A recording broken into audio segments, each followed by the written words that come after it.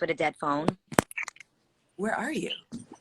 I am on the balcony that's off of my bedroom in Beverly Hills. Oh, the house in LA. Because when you got multiple paychecks, you got multiple homes. No, it's so fun. No, when you have to be multiple places because you're just working your tail off. Yeah. Yeah. Well, Adrienne, this is the other Ashley. I know. Hi, Ashley. Kind of there crazy. are so many Ashleys. I don't know. It's just like when one Ashley feels the energy of another Ashley, they just like combine. And somehow I'm a magnet. So let's get this thing started. I know you have so much stuff to do. We're only going to take about 15-20 minutes of your time this evening. But I do know that everybody in this room has so much that they can learn from you, because I've been learning from you for 20 years almost. So I'll kick it off. For those of you that don't know, thousands of you that are following Adrienne and not following Dear Young Queen, my name is Ashley Weatherspoon. I am the founder of this page here, Dear Young Queen, which started as my blog about 4 years ago and has since blossomed into a home of the sorts for all of you women. We spend time on this page laughing, connecting, sometimes even crying on the fuckery, pardon my language, that we go through as women. Adrienne has been a big supporter of the brand from the beginning, not just we've been friends for years. So I've literally been a fan of obviously Ashley and just her way of communicating. And I think that what Dear Young Queen does is brilliant, because it actually brings women together, especially to share in their stories. And I think that's so important, to continue to give women voices, to share their stories and to realize they're not alone in the things they go through. Yeah, totally. So you guys know Adrienne, that's a little bit about me. Ashley, why don't you go ahead and introduce yourself? Tell everyone in the room who you are. Hi, welcome Adrienne, my ponytail sister. Yes. I am Ashley Williams, another Ashley. I am co-owner of Here Are Us. I have been an entrepreneur for over 10 years. I started just from the trunk of my car with my best friend. We've owned several retail locations. We currently have a fulfillment center here in Houston. I'm just honored to be here, because I've definitely turned my passion into my paycheck. So I am here for it, ladies. Amazing. Yes. And so the final intro that we have is just to tell everybody what this thing is that we're doing, Ashley, right? So this series, what we're calling From Passion to Paychecks, is going to be our entrepreneur series that we're doing for the next 3 weeks. Basically, we want to help aspiring female entrepreneurs turn their passions into paychecks. There are tons of experts who are out here helping entrepreneurs that are further along in their journeys.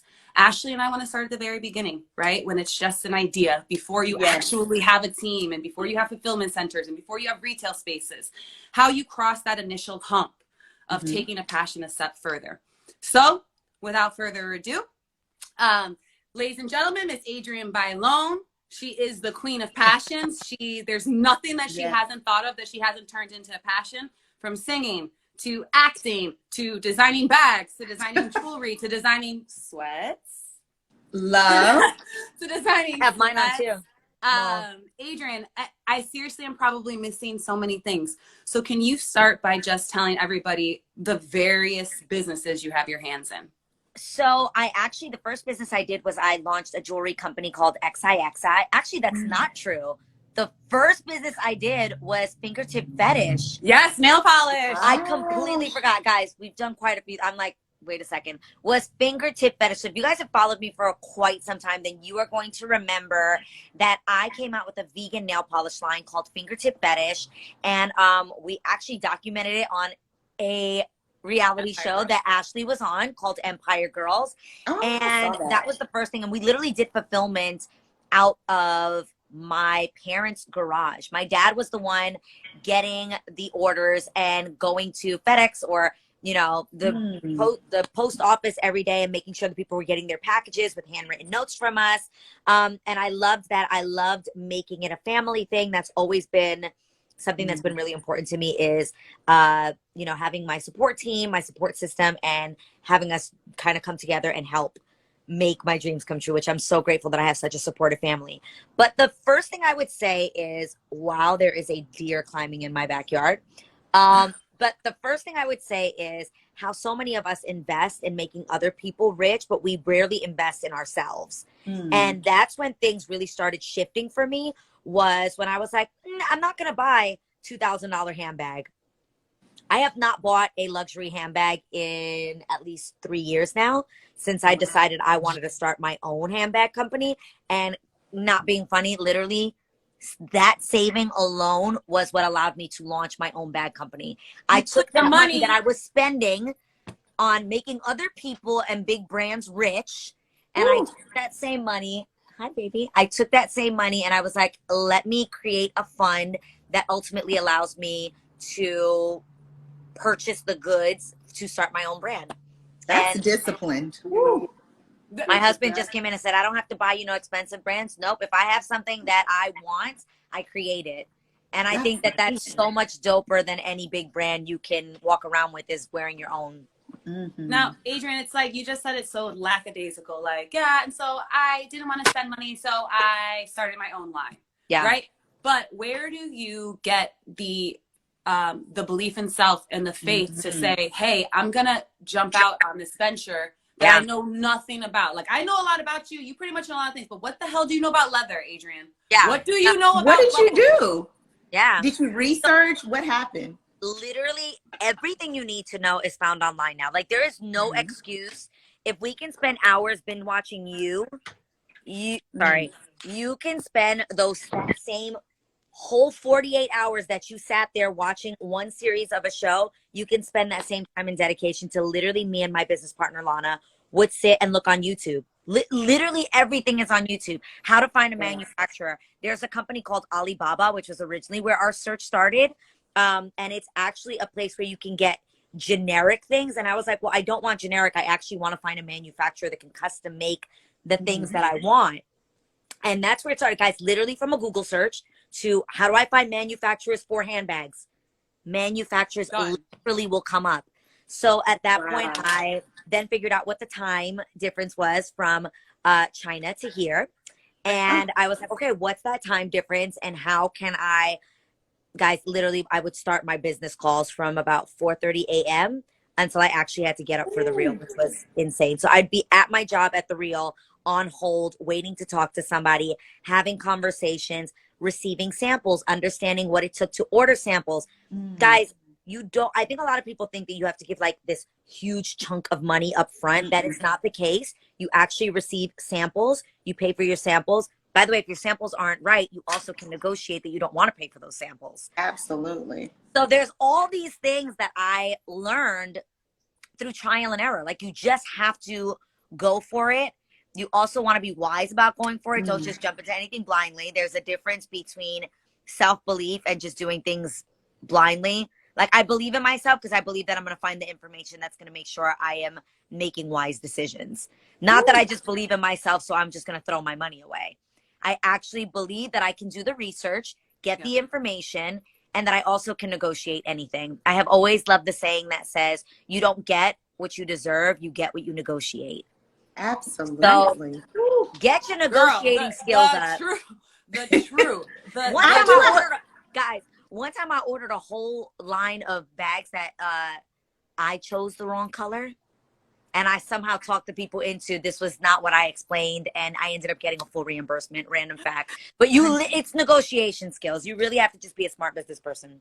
Oh, absolutely. Can you talk about more? I'm sure you have tons of passion. How did you exactly narrow it down to your handbags? Like, I'm sure there were other ideas that you had, but how did you know what? Like, this is the one.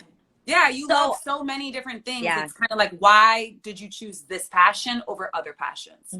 Two major things that for me, I knew, because I feel like my audience and I have so much in common. And I think that's why they look up to me, because they probably grew up the way that I grew up, which is probably not rich. Like, not rich, came from humble beginnings. I love fashion, but I do not want to spend my whole, like, there are certain things that no matter how much money I make, I cannot fathom spending money on.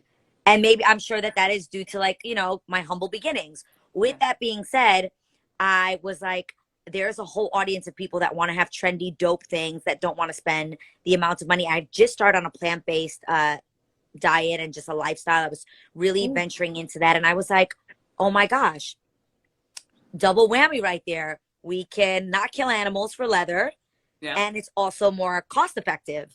So it was like a double whammy for where I was like, okay, in a price point, I can make something that looks wildly luxurious, give the client literally an amazing shopping experience. I don't know about you guys, but there is nothing better than when I ordered something e-commerce and it comes and I get to have this incredible unpackaging like Yes. So that to me was so important, making sure that our customers were getting this luxury experience at a price that was affordable to them. So that to me was just super important. And that's kind of where it came into, like, I heard a lot of people asking me about jewelry. We love jewelry. I love jewelry. I love diamonds. I rarely ever, other than my engagement ring, will be seen with real diamonds on. Why? Because one, I'm irresponsible and I lose everything. And two, fashion is trendy and fast. Like, there's a huge chunky necklace that I'm going to love today that I'm going to wear 3 times. And there's going to be a new trend tomorrow that I want to invest in. Yeah. So for me, that was the first one. And that actually came from listening to my audience and them asking me, where's this from? Where's this necklace that you have from? Where are these earrings from? And a lot of those pieces were family, like things that my mom had bought for me or that were passed down from my aunt and my grandmother. And I was like, I'm going to recreate these at an affordable price. So it sounds to me that like you, when you are identifying your passion, you cared about a lot of things, but what you did was listen to your audience, number one. Listen to my audience. Things that I actually would wear and use, things that I really wanted, but I didn't want to spend crazy money on. And third, finding something that was going to become my niche, that was personal. I think business always is, I hate it when people say it's business, it's not personal. Business is always personal. People are always going to go harder for things that they believe in, things that they feel attached to, things that they can relate to, things that they can feel some sort of an emotional connection to. So for me, I find jewelry was one of those things, and fashion, obviously, but specifically, I feel like when we went through the pandemic, it was when I launched loungewear. And I know so many of us were hating the idea of not feeling cute at home and feeling ugly. Like, I want to get dressed up. I want to go somewhere. How do we find that balance to find that there is an audience that's needing something right now, where the need is, recognizing the need, that is such an important part of business, recognizing like, okay, this is something that people are looking for and people are needing right now. Loungewear, things that people are emotionally attached to, jewelry, something that's affordable, handbags. And that's kind of how it all came together. Oh, absolutely. Love it. That's dope. Now, for those of us, Adrienne, who maybe don't have the same audience already, right? Who don't have these people that are telling us, I love when you do this, give me this version of it. Let's try to define passion for people, right? Like, you are so passionate about all the things you said. You connected it to family. You tied it to your culture. You tied it to how you grew up, right? So passion is full. Ashley, I know you have a new entrepreneur business workbook. And in that, you explore finding your passions. What do you share with people on how they can find their passions? I mean, it's the same thing that Adrienne, I discussed the same thing that Adrienne says. I ask the question. So if you're getting this planner and you're like, I don't know where to start, I have 1,000 different ideas, we kind of map it out. And I ask things like, what are your 5 passions? What are the reasons why you want to start your own business? What are your strengths and weaknesses? So it's about sometimes not only thinking it, but writing it down and seeing it on a piece of paper, so some people can kind of, pros and cons, scratch things out. If you are passionate about apples and you are passionate about dresses, finding a niche that works and still has a market. So I'm just letting everyone know, if you're still trying to think about it, write it down, write your plan your work and work your plan. Let's flush out those ideas. So true. For sure. And, for those of you that are, you want to make a pivot and trying to figure it out, I'm someone that's always been next to Adrienne, watching her figure it out and helping her figure it out, but never really knowing what was my passion. I always used to say, Adrienne, I thought my passion was helping. Like, I thought my passion was making other people. It still is. Yeah, it is. It literally still is, right? It was helping other people, as I sit here and try to help other people chase their passions, do those things. So it's okay if you have inside of you, or a lot of people around you who are following their passions, who are creating businesses, who are starting and stopping, and you're not sure yet. take things like what Ashley said and Adrienne said and think about those things. But then I'll also share the one thing that that really stuck with me when I started Dear Young Queen. And someone told me, actually it was a book. It was called Defining Your Brilliance. And the book said, your passion is when what you're good at meets what you like to do meets what you're good at. Yes. So I'll say it again cleanly. Your passion is when what you like to do meets with what you're good at. And so for me, I didn't quite know, I didn't have an audience to piggyback off of. Like Ashley, I didn't quite have a business partner to try to bounce ideas off of. And so I pulled out a pen and paper. And on one side of that paper, I wrote all the things I like to do. I like to talk to people. I like to do events. and I wrote everything down. And then I wrote, all right, what am I good at? And I was like, oh shit, I'm good at communicating. I'm good at writing. And I literally, guys, I took arrows and I connected the left side to the right side to try to identify what my passion could be. So again, some of you guys could be like Adrienne and you could just have that hunger and drive in you and be drawn to things. And sometimes you got to put the work in and you got to try and feel what your passion could be. Ashley, do you know people that have many passions? Yes.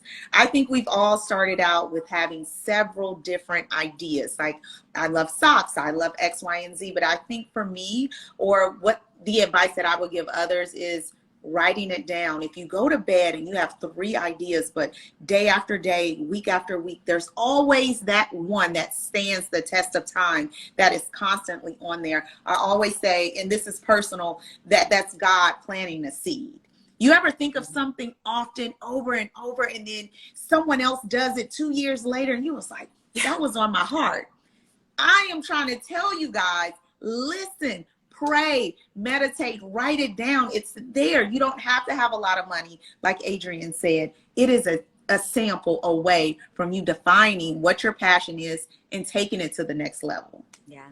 150%. Adrienne knows, and you know, both of you guys are much further along in your entrepreneurial journeys than I am. So I look at you guys and sometimes I'm like, oh, I'm not moving fast enough, or I'm not doing enough, or I'm not doing that.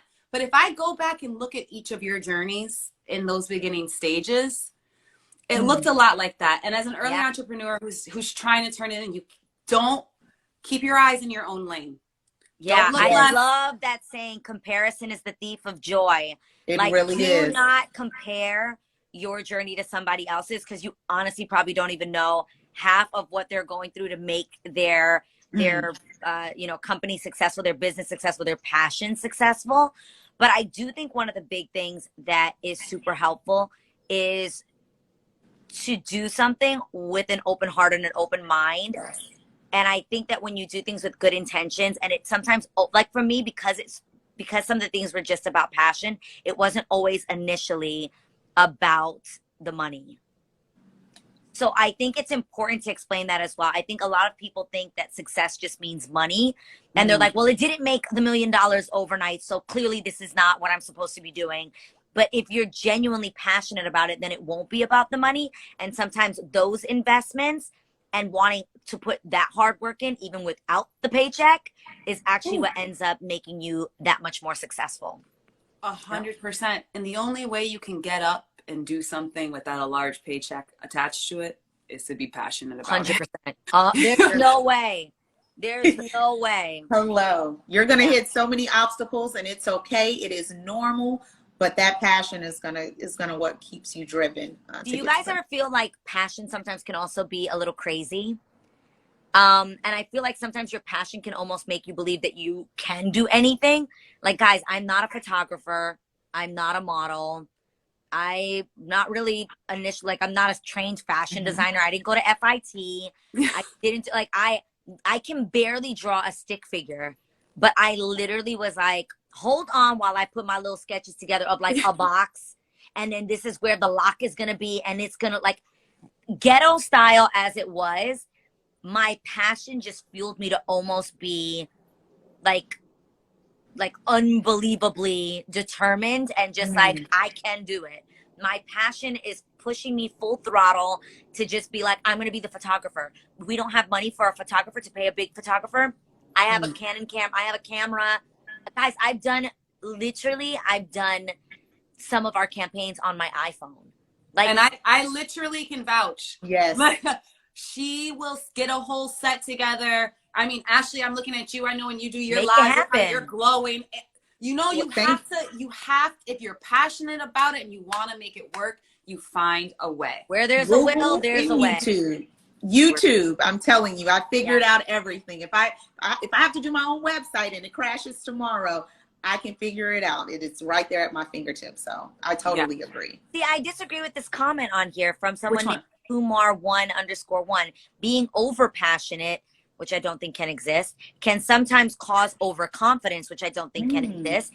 And that can cause problems. So we should just stay humble at least. I worry about those stigmas, especially, I don't know if that's a woman or a man, but specifically for women, I think there's such a culture about like, stay humble, stay meek, I do believe that there can be humility at the same time as having wild confidence. And I only believe that it's when you have that wild confidence that you can make things actually happen for yourself. Absolutely. But I hate the idea that like, we have to be humble. I should be able to be like, I can kill this and I know I can kill it. And I find it odd that still makes other people feel uncomfortable. And I feel those people that it makes uncomfortable, those are the people that probably should sit with that, figure out why that entrepreneurs. Yeah. They should not. And I think that's the thing is like I want you guys to imagine one person that has changed the world that wasn't a little crazy. Oh, you have to be. You have to be. You have to be a little bit crazy. And believe in their crazy was viewed as slightly arrogant or overly confident or overly passionate. And those are the ones that win. Yeah. Absolutely. Because to have that belief and faith in self that even when you fail, that you will get up and do it again. Fine. When you do a drop, I remember my first sweatshirt drop that sold out in 24 hours. Woo. I did a second drop. 2 moved in 48 hours. It happens. It happens. I was like, what do you mean? But you have to keep that confidence. You don't want to wake up the next day timid because then you're going to put that energy out there. Exactly. I always loved that saying, scared money don't make money. Absolutely. And it was people who were literally scared to invest in themselves. Adrienne, you're speaking all this truth, and I keep reading women that are like, I needed to hear this tonight. I've been thinking about this idea. Before we get up out of here, it's almost 8:30. We're going to keep these series like nice and tight, about 30 minutes. If anybody has any questions, feel free to drop them in. I saw some popping in at the bottom. Can you save this life? We certainly will save the life. And you'll be able to find it. Adrienne, we can't thank you enough. We're happy that you're here. Ash and I are going to stay on for a little bit longer and answer some questions. But you are amazing. Even the passion you have in your voice, speaking about your passions, we can feel it from here. Believers. Listen, I know that my faith is a huge part of my passion. Even the projects that I do with my husband, like right now we're heading to Cafe New Breed. It's literally something we don't make money off of. Every money we put in ends up getting just replenished so that we can do the next one. And it's something that I'm passionate about. And I know that I believe that truly will become something successful just because I'm so passionate about it. And again, it's not about money. And I think sometimes if you even think about it that way, you think about changing people's lives and the bigger picture, that's the beginning of success. So I love you guys. We're heading there now. If you're in the LA area, check us out. And Adrienne, thank you, Adrienne. All of your things. Where can they shop your bag? Where can they shop your clothes? Where can they shop the music? ShopLavoute.com, shopxixi.com. Our Instagrams are Lavoute, LAVOUTE, and XIXI is as it's spelled. It's the Roman numerals for 1111, XIXI. And and then check us out, Israel and New Breed. Yes. Thank you, Adrienne. All right, we'll see you. Thank you again. Bye, See you Ashley. later, Bye, girl. Ashley and Ashley. Bye. Bye. Thank you again for dropping in.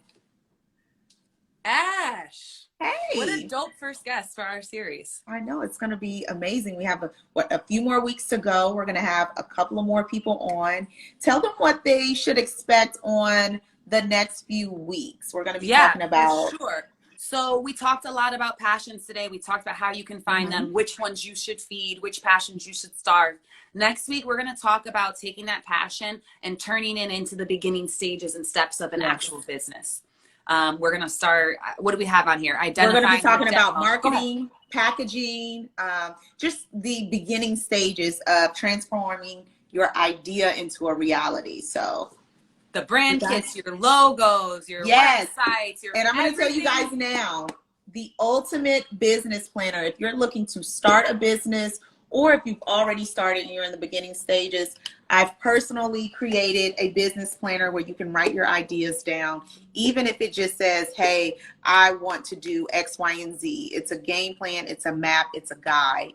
It will help you to just, organize your thoughts and get it all the way there so that you are ready to launch.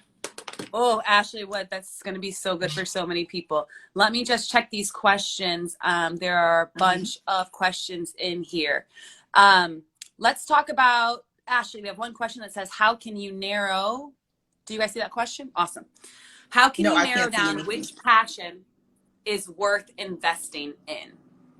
I think that's an awesome question. I can start with this. Go ahead, and I'm going to come right behind you. Okay, so, right, you have to actually look at your finances. You got to start there. Which is worth investing in? What do you actually have money for? Yes. And if you have money for something that you're equally as passionate about as something else, I would say start with the cheapest one. Because once you start to make a little bit of coin, you can continue to invest. Additionally, you should start looking for outside ways that you can use what we like to call other people's money. Right? OPM, right? There are a lot of options that people don't realize are in loans, that are in grants, that are in small business. Ash, I don't know. You've had. Let me just say, in the beginning, 10 years ago, being a young Black woman with an idea wasn't as prominent or heard about as you see today. So we went into multiple banks back then and got turned down. However, in this new age, in 2021 to 22, now is the time. From Chase Bank, Target, I think my cable company is even giving out $10,000 to various companies, especially minorities. It is out there. You will go to Google. Funding, there is funding out there. But like Ashley said, go down to, I would always say suggest one or two. There's always one that you're going to be the most passionate about. I would kind of start there and allocate a budget. So whether you were going with the cheapest one or the one that you're most passionate about, just say, you know what, I have $500. Let me start there. Get out your business planner book or a notepad, and let's figure out, when you start researching, how much is it going to cost to get a sample, how much is shipping on top of that. So not necessarily the cheapest route, but what is the one that you're most passionate about is the one that I will narrow it down to, or at least two items, two things. And also, I would also say to start small. I know that when I wanted to do sweatshirts, and let's say I only had $500, I started with one color of each so that I could screen print one of each, see which one I liked, and then put all my money inside of that.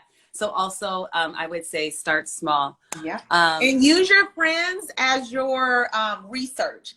Hand them out. I have a group of 10 people that I send ideas to, whether it's for a cover, and I'll just take a vote from there. Awesome. Ash, we have another question here. It says, I want to work on a career path, but I'm a creative. I just am about to start a new job. At what point is it a good time to start my own business? Regal Amuna Floor. Sorry, I just butchered that name. Ash, I think we're going to get into this more next week, right? And in week 3. Yes. So we're going to hold on this question. It's a good one. I'll screenshot it and save it for next week. But we are going to talk about, like, when is a good time to step away from work, or when maybe you should hold out. So we'll definitely answer your question coming up in the series. Stay tuned. Yes, we're going to be talking about finances, when to scale. But let me tell anyone, if you're watching now, I don't want anyone to think that they have to quit a job or wait till X, Y, and Z, wait till my kid is 2 to start.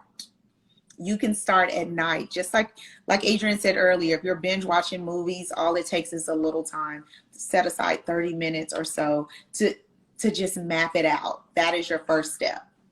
100%. All right. And then last question, Ash, before we get up out of here. Yes. Someone is asking the top 3 ways to showcase your product. I think that if anybody can talk about that, it's probably you. You're better off there because, girl, right as you text me earlier today, I got a text message from Hair or Us about a Halloween sale. I was like, Ashley is good. Yeah. Well, I guess it's a 2-part question. Is it more so marketing, or you're launching for the first time? Because just like the text message you received, I always say in the beginning, we captured every phone number and email that any person we came across, whether it was in a mall, and then we entered them into like an Excel spreadsheet. And now, because of Shopify and all of the great apps, we're able to connect with our friends, our families, and our customers, sending them text messages about our new launch, our new product, our Halloween sale. So even if you're just starting, text blast your friends, Facebook group, the people that you already know. Text messages actually hit harder than emails. Start collecting emails, numbers, DM your friends. Now, if you're already launched and you're looking to go on a larger scale, that's, like I said, we'll probably go into marketing so we can talk about all the different apps that you may or may not need or marketing your project. So I hope that made sense for you. Yeah. All right, girls. So next week we have brand awareness, marketing your business, and marketing your business. We have a couple fun people on Special guests. Yes. We're going to announce. We'll announce this week. So if you guys are not already following Dear Young Queen and following Ashley Cashley, please make sure to hit our names up at the top and hit that follow button. We're going to go ahead and save this live. So if you guys want to come back and watch it, hopefully too, I think the comments go away when you save it, right? So that they can see you and Ash real clean. I saw a couple people like, we can't see them. So I'll make sure that this is saved up. We can't wait to see you guys next week for From Passions to Paychecks. Yes, the Entrepreneur Series. Get your questions ready, especially when you see the topic. Let's get ready because we're going to answer all of them as well. Bye, Ashley, and everybody have a great evening. All right, ladies. Adios.